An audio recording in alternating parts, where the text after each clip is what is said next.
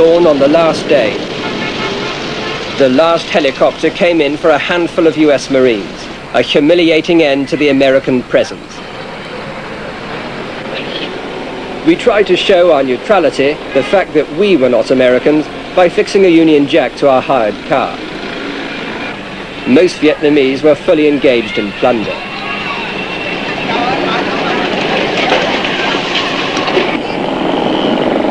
Minutes to 9 on the morning of the final American departure. The last Americans left the embassy complex about 25 minutes ago, and the fate of the embassy is very clear.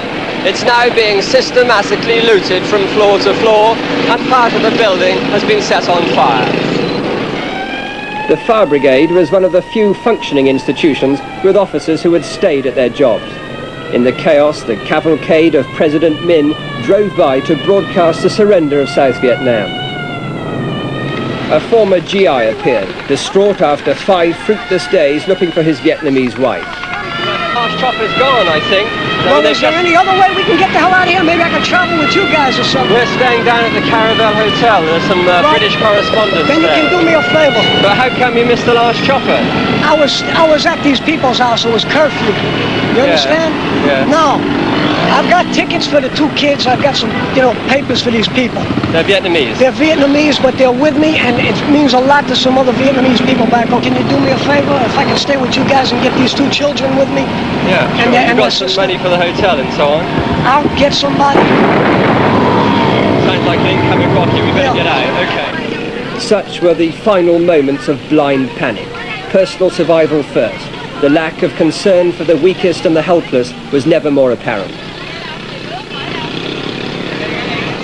A handful of government tank crews and troops lingered at their positions, unaware of how fast the communists were advancing.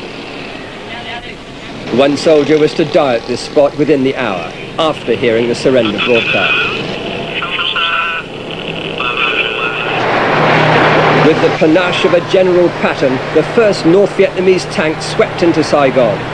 The last will and testament of Ho Chi Minh was being fulfilled.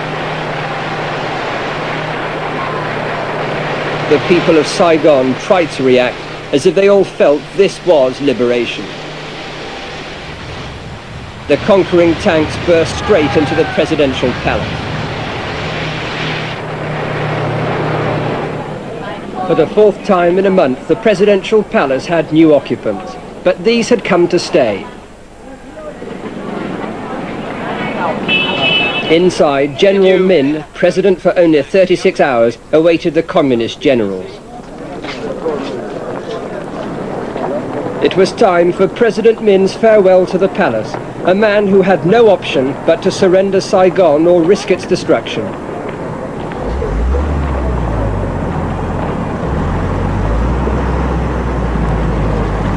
As the palace surrendered, the first Viet Cong reached Trudeau Street, delirious with joy. For the first time in 20 years, the face of Ho Chi Minh was on display. This was our car. We started off the morning with the Union Jack.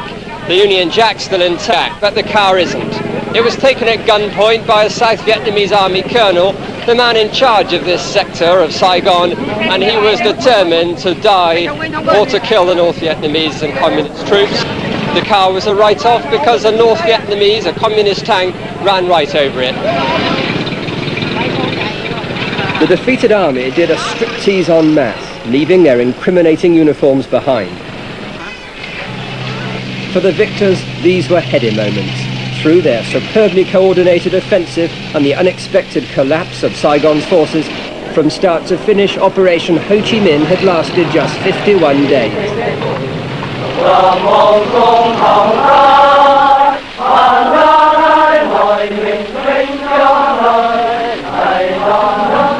Christ was born across the sea with a glory in his bosom that transfigures you and me. As he died to make men holy, let us die to make men free. His true